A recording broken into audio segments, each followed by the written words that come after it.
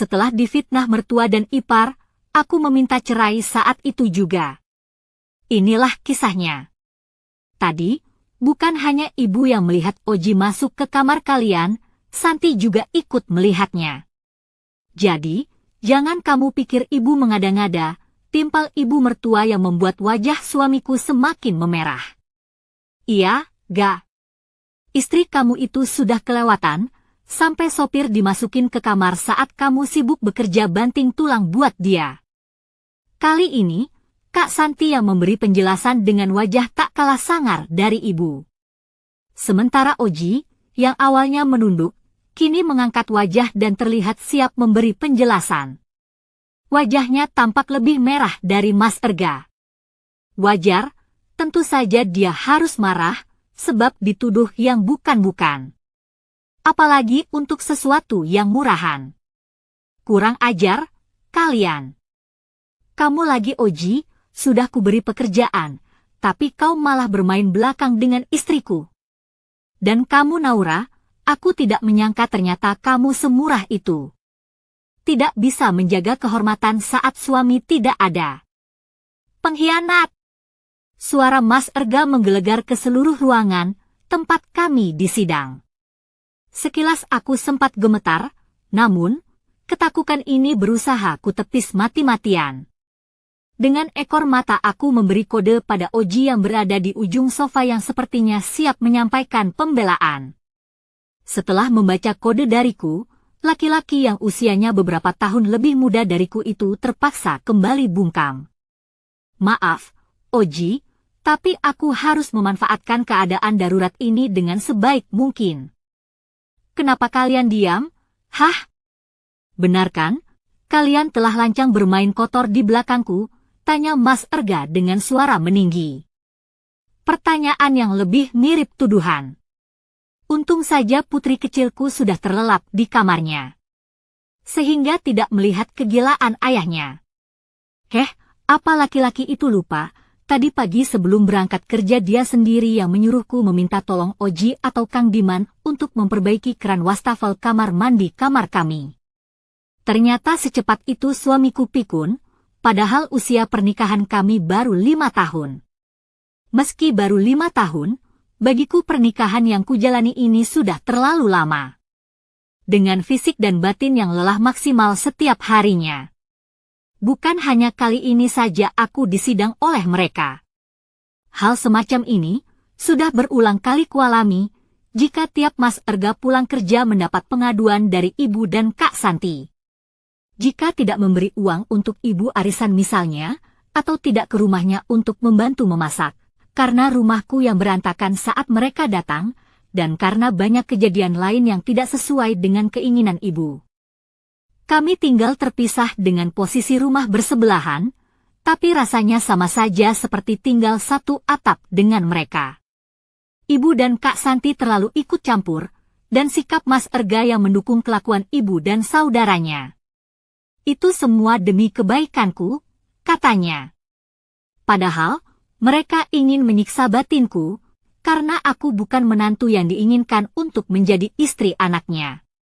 Setelah menimbang-nimbang, sepertinya yang kata Mas Erga, demi kebaikanku, sudah cukup sampai di sini. Sekarang aku sudah merasa cukup baik, dan hampir gila. Mas Erga bukan lagi laki-laki yang kukenal dulu. Dia tidak bisa memberiku sedikit saja alasan untuk mempertahankan rumah tangga ini. Sekarang katakan Naura, hukuman apa yang pantas kuberikan untuk istri tidak tahu diri seperti kamu? Benar Erga, istri kamu itu harus dihukum biar jera dan tidak sembarangan memasukkan laki-laki lain ke dalam kamar. Pak Erga, maaf saya ingin berbicara. Ini salah paham, Bu Naura sama sekali. Oji, biar aku yang menjelaskan, potongku cepat. Tanpa memberinya kesempatan untuk membuka suara. Tapi, Bu, apa yang ingin kamu jelaskan, Naura? Tanya Mas Erga tajam. Oji tidak bersalah. Yang bersalah di sini aku. Tentu saja kamu yang salah. Emang gatal sih jadi perempuan. Kak Santi, biarkan Naura berbicara. tumben sekali suamiku memberi kesempatan untukku berbicara. Padahal, biasanya pendapatku tak pernah didengar di rumah ini. Seperti manekin berjalan, mungkin itu julukan yang tepat untukku. Jadi, apa yang ingin kamu jelaskan, Naura? Ingat, jangan berkilah, karena aku tidak akan percaya. Ceraikan saja aku, Mas. Talak aku. Bu Naura. Apa? Kamu bercanda? Jangan main-main kamu, Naura. Kamu pikir aku tidak berani melakukannya? Hah? Atau jangan-jangan kalian berdua memang punya hubungan? Sudah, Ga. Mending kamu kabulkan saja permintaan istrimu itu. Sekilas kulirik wajah ibu yang kini terlihat lebih cerah dari sebelumnya. Sementara Mas Erga tampak menyugar rambutnya berulang kali. Nelangsa. Aku ingin tahu, seberapa percaya laki-laki ini dengan wanita yang telah dipilihnya untuk menjadi pendamping hidup. Yang seharusnya menjadi tempat pertama dirinya berkeluh kesah, namun selalu di nomor sekian kan. Bukan maksud hati melarangnya berbakti untuk pemilik surga. Aku hanya ingin diperlakukan layaknya seorang istri, itu saja sudah cukup. Ingin dipercaya dan disayangi, selayaknya dia pernah berjanji. Harap-harap ibu dan saudaranya ikut berbesar hati menerima kehadiranku. Seandainya ibu dan saudaranya tidak pernah mau menjadikanku bagian dari keluarganya, pun Mas Erga tidak kuasa membelaku di hadapan mereka. Setidaknya, janganlah menjadikan suasana semakin keruh, jangan berat sepihak, dengan dalih aku yang terus-menerus dihakimi. Sebuah rumah tangga mustahil akan terus kokoh, jika hanya salah seorang pemiliknya yang bersedia memberi tangan dan kaki untuk dijadikan pondasi. Lambat laun, kekuatan pemilik tangan dan kaki tersebut akanlah terkikis, apalagi hujan badai terus menerjang tiada henti. Dan ketika pondasi tersebut oleng dan terus patah. Sampai disitulah titik akhir pertahanan, dan kehancuran sebuah rumah baru akan dimulai. Seperti rumah tangga kami yang mungkin akan hancur malam ini. Mas Erga mulai mengangkat wajahnya dan menoleh ke arahku. Tatapan yang membuat jantungku bertalu-talu. Dia melihatku dengan penuh kebencian. Seolah aku seonggok sampah menjijikan. Sepertinya pengaruh yang diberikan ibu dan Kak Santi sudah memenuhi kepalanya. Selamat Bu, mulai sekarang aku tidak lagi mencari pembelaan. Tidak lagi sudi mengemis, maaf, untuk kesalahan yang tidak kulakukan. Naura Hunayfi binti Abdullah Hussein, sekarang aku talak kamu, aku talak kamu. Aku talak kamu. Mulai saat ini kamu bukan istriku lagi, ucap Mas Erga lantang. Detak jantung terhenti sepersekian detik. Sesakit inikah mendengar kalimat yang sangat dibenci Allah itu? Meski batin telah kusiapkan dengan sebaik mungkin, rasanya tetap perih dan ngilu. Beberapa saat kutatap Mas Erga dengan linangan air mata. Raut wajah yang tidak mampu kuartikan. Lalu, sepasang mataku beralih ke arah lain, di sofa panjang tempat ibu dan Kak Santi berada, wajah mereka terlihat penuh kepuasan. Sementara, Oji tampak menggeleng tidak percaya. Sekalipun ingin ikut campur, laki-laki itu tidak punya hak dan alasan apapun.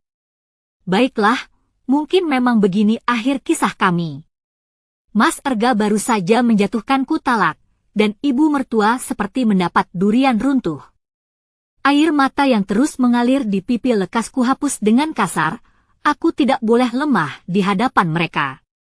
Tidak berdaya di hadapan orang-orang yang menginjakmu, bukankah akan membuat mereka tertawa bahagia? Sebelumnya terima kasih banyak Mas, kamu baru saja membebaskanku dari neraka. Sekarang pasti ibu dan Kak Santi sangat bahagia karena kita sudah bercerai. Ujarku tersenyum sinis sambil melirik pada objek yang kumaksud. Mereka balas memelototiku tidak terima. Jangan bawa-bawa ibu dan Kak Santi, Naura.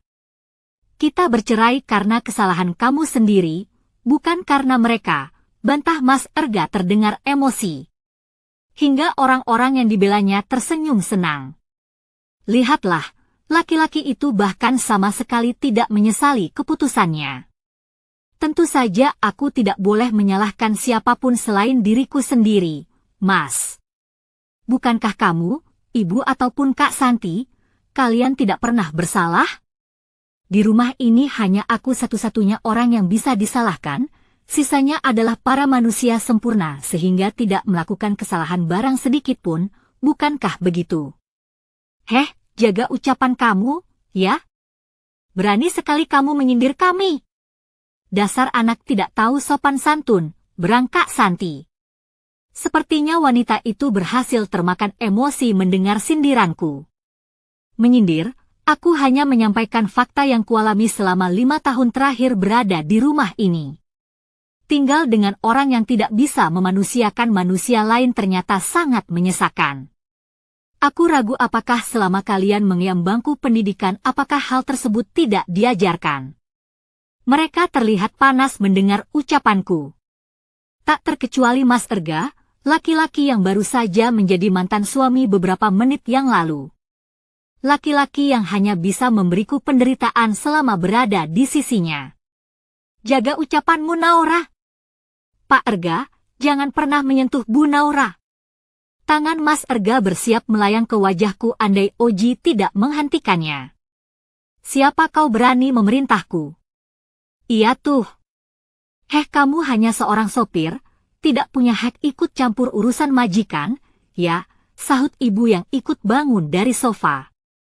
Amarah di wajahnya yang sudah dipenuhi keriput tampak menyala-nyala.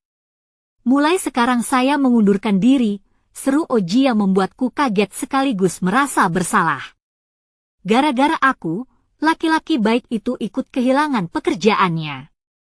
Maaf, Oji. Aku janji akan membantumu mendapatkan gantinya.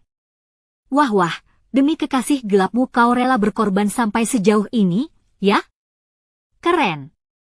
Memangnya, apa sih yang sudah diberikan wanita itu untuk kamu? Kali ini Kak Santi yang bersuara untuk menyudutkanku. Benar-benar keluarga yang kompak.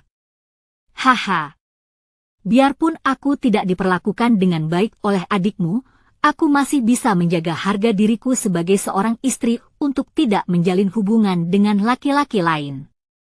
Apalagi merebut suami orang sampai dilabrak di tempat umum sama istri sahnya. Kamu, jaga ucapanmu, ya. Kenapa? Kak Santi merasa pernah mengalami kejadian seperti yang kusampaikan barusan. Mantan kakak ipar seperti ingin memakanku hidup-hidup. Tak pernah terbesit sebelumnya untuk membuka aib orang, namun, sesekali aku juga harus membela diri. Ampuni hamba ya Allah. Tak seharusnya kejahatan dibalas dengan kejahatan. Tapi, mereka sudah sangat kelewatan. Hatiku yang semulia itu untuk bisa menerima dengan lapang. Erga sebaiknya segera usir wanita jahat ini dari rumah. Ibu benar-benar sudah muak melihatnya. Tapi, Bu, ini sudah malam, biarkan Naura menginap di sini. Besok aku yang akan mengantarnya ke rumah orang tuanya. Tapi, Ibu tidak mau melihat dia lagi. Sakit mata Ibu. Kalian tidak perlu cemas, orang tuaku sedang dalam perjalanan kemari untuk menjemputku dan putriku. Dan kamu, Mas, sebelum aku pergi, ada yang ingin kusampaikan, barangkali kamu lupa. Aku menyuruh Oji masuk ke kamar kita untuk memperbaiki keran wastafel kamar mandi yang rusak. Seperti yang kamu perintahkan sebelum berangkat kerja.